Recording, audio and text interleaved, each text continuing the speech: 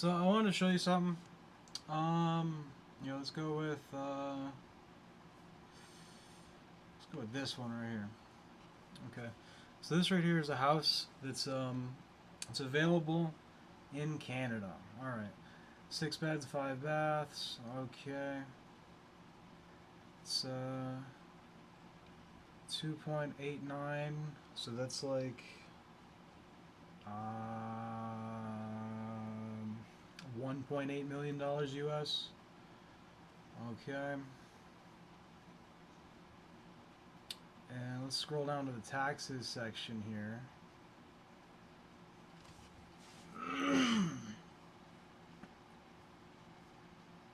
Where in the fuck is it? Oh my god. Are you shitting me? Come on. Show more.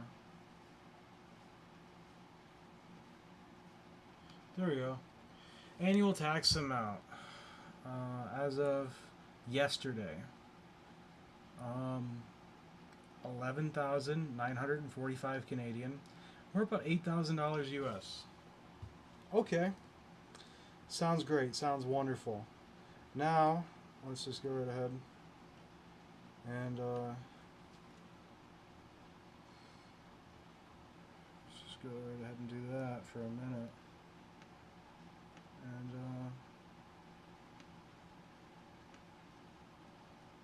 cool. Now we have a duplicate of that on here, but I can scroll away from it so I go between the two.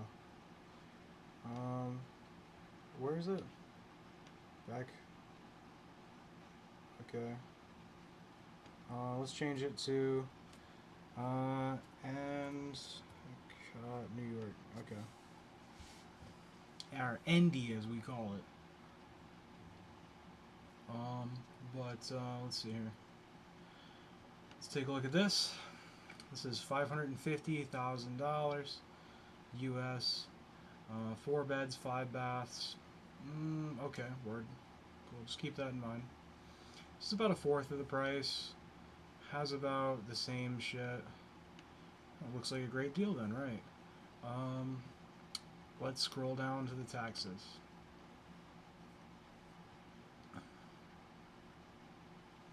Tax assessed value, $172,000. So that's going to save you about half of it on taxes, but we are at about 5.5% here, or 5%, something like that. And also, just fun facts about this house: it sold for $20,000 in 2005, and now it's listed for $550,000 in 2025. Isn't that interesting? Isn't that interesting? That's a 20x gain. That's a 20x gain on $20,000. That's better than Apple stock. That's crazy, isn't it? But anyways, where's our tax payment at? Property taxes. There we go. 1,100. That's because its effective tax rate is 2.45, which is true because it's assessed at $173,000. So that's 13,400 a year. So that is 13,400 comparative to $8,000 max.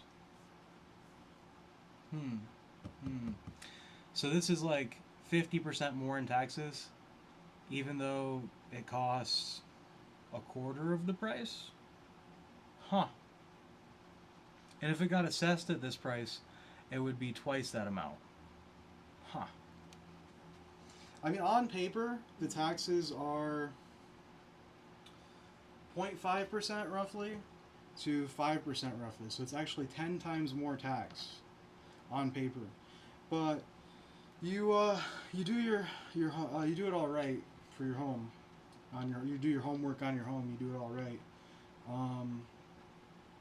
You get an effective tax rate of like 2.45, like it says here. And then in Toronto, you do the same thing, and you get an effective tax rate of 0.4, 0.3, something like that. So just keep that in mind. And so essentially, the taxes here on this house. And let's just say these are comparable houses for the fun of it. Even though this one has a pond and much bigger bedrooms and more square footage and cost a fourth of the price, its overall tax liability is 10 times higher technically, but what you're going to pay in taxes is about 5 times higher. So it's about 5 times higher in taxes, and it costs about a fourth. Isn't that math kind of funny when you think about it? It's almost like they worked it out like that.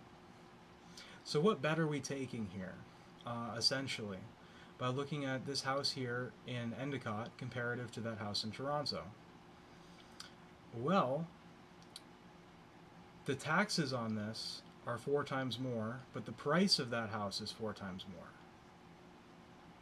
So, what's the bet? What's the bet? Let me think about that for half a second.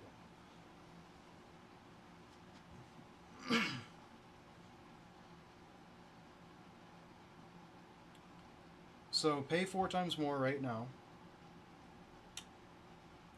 and then owe yearly. I mean, most of, when you get to really luxury houses, I mean, what, water, electricity? How much does that cost? It's like pretty much the same for like a shitty house. Let me get that off the screen. Fuck. Because it popped up 20% battery. I don't know if that pauses the video or not, but whatever. Well, anyways, let's not digress. However you like to pronounce that. How would you like to pronounce that if I was going to make a dictionary, by the way? Well, anyways, jokes aside,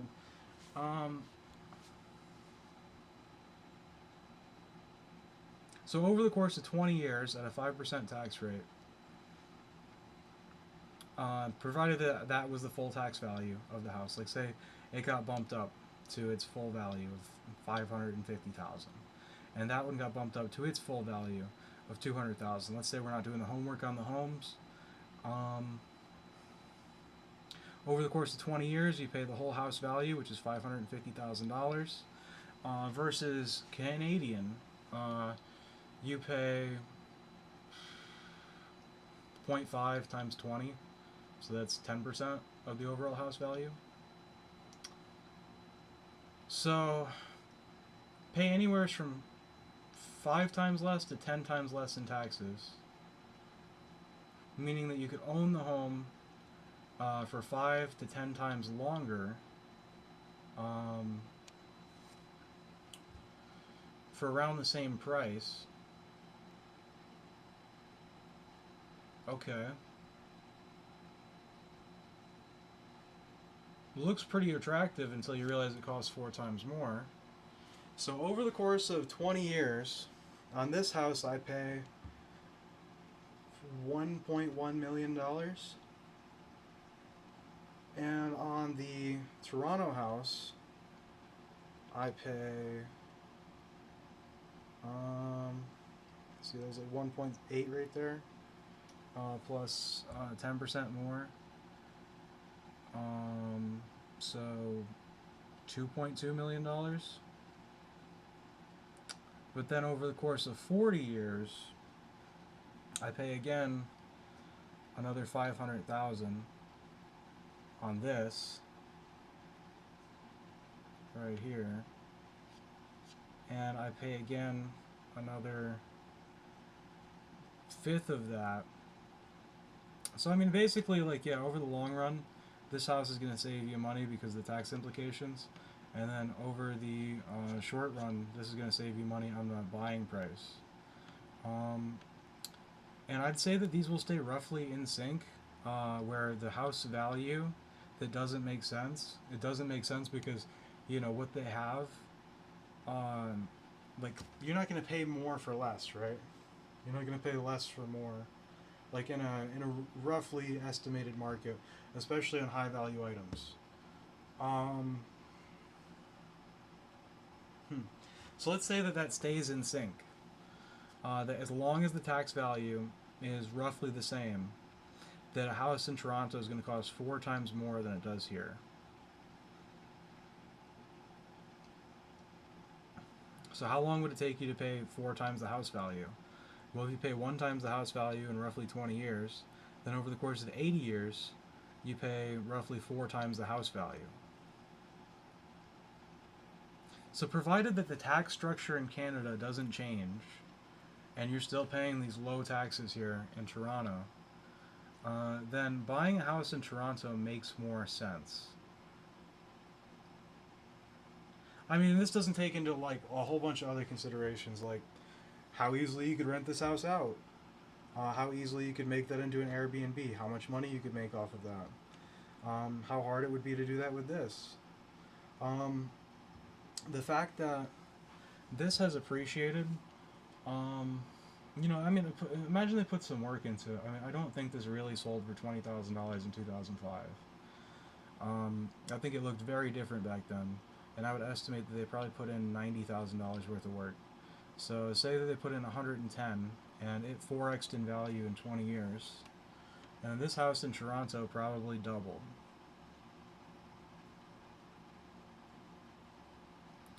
So I mean, those are things to take into consideration. Um, I don't know. All I could tell you is that if you really did find a comparable house value in like this tax code, and it was comparable in value, in price, so one in this tax code, then you would be 5 to 10 times better with something in that tax code. Um, but yeah, and you'd also be better off renting it there too, or renting it out, rather. Um, so I mean, tax laws can change. Inflation can change. Inflation would affect both the same way. Tax codes would affect them completely differently. But I mean, really, what you're paying here the premium on is the tax code, 100%. Um, yeah, and I mean, like this is just like the stock market. If you look at these both like stocks, this is just like the stock market. There are so many factors to it that it's really genuinely hard to assess which one will appreciate more in value and cost you less right now. But if I had to guess, I would say it's probably the secluded, huge ass house in the middle of nowhere that has a pond and a good amount of land to it. Um, just if I had to guess, I don't know. Versus like pay 4 times more upfront, hope the tax code doesn't change. Um, Nicer interior, 100% nicer interior. Smaller rooms, less square footage, and then when you see the land, you're gonna laugh. Yeah, for sure. Let's go. I want to be about 10 slides down. No, thank you. Don't bother me. Um, Look at that fucking small ass room right there. Like that's crazy. Like seeing the washer and dryer. That was a closet. Yep, right there. Next slide. Horse painting. That's gonna be fucking immediately in the trash. All right. Workout room. Cool. Um, Unfinished room. Glass panel right there. That's kind of nice. I like that. But small backyard. I mean, big for Toronto, I guess, but small backyard for sure. Um, that view is like right there. That's a bad view. Like fuck that. Um, Nice. Outside, exterior to the house. I like it. It's not bad. It does look ridiculous, which is funny. I like that. Yeah. I don't know.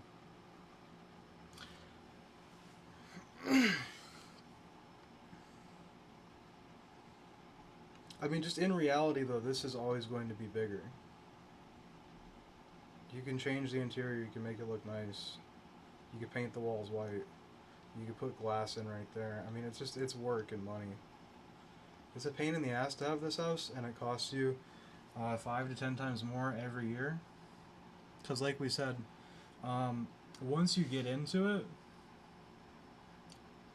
like once you actually buy the house, most of your cost is going to be in taxes if it's a huge house or an expensive house. Because, you know, I'm not going to say it again, but I will say it one more time actually. Water, sewer, garbage, um, doesn't sound very expensive. Like, just by name alone, it doesn't sound very expensive, does it? It actually sounds like nothing. It sounds bad. It sounds like you wouldn't even want to buy it. But plus electricity, add electric in there, and then you could probably make a funnier sentence.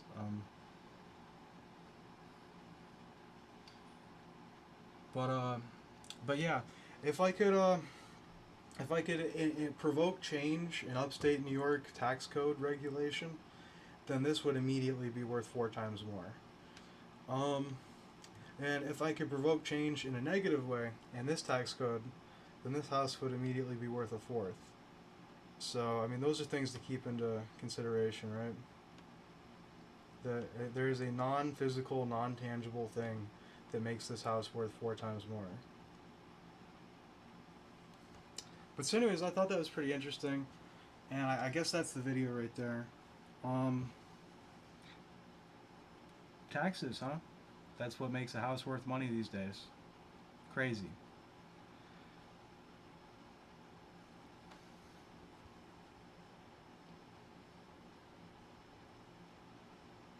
I think as population increases, though, as we go across the 80-year mark, when those two houses roughly cost the same, um, you're gonna have 80 years of fun in Toronto for sure, because it's the better neighborhood. If you like people, especially.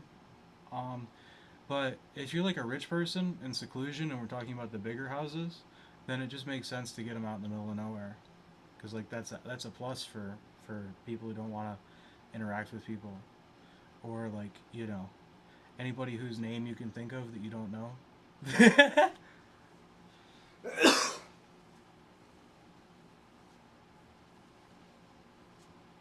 That also very many other people can think of, proportionate to how much that is, and other people can think of the number. But anyways,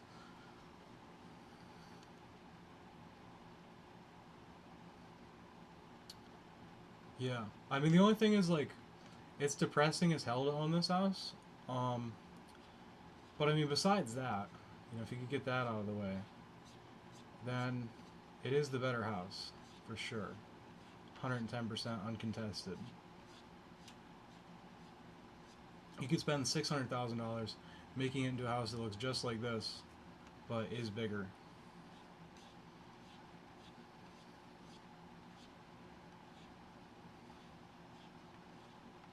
Uh huh. And I think this one has a pool too, right? If I remember. Does it have a pool?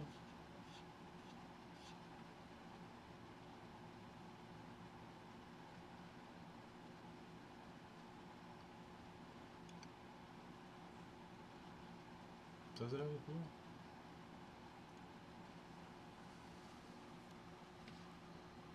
I really hate the interior. I hate that look. I hate that vibe, and I hate that feeling. Um, I just like, you just know that old country people live in there. Oh yeah, it does have a pool. It does. Yes. Okay. That adds to the value a lot for me. So, pool. It's a pool. Yeah, it is a pool. Like, if you wanted a pool at that other house, you could just never have one that big because the yard isn't that big. So I mean, that's something to think about for sure.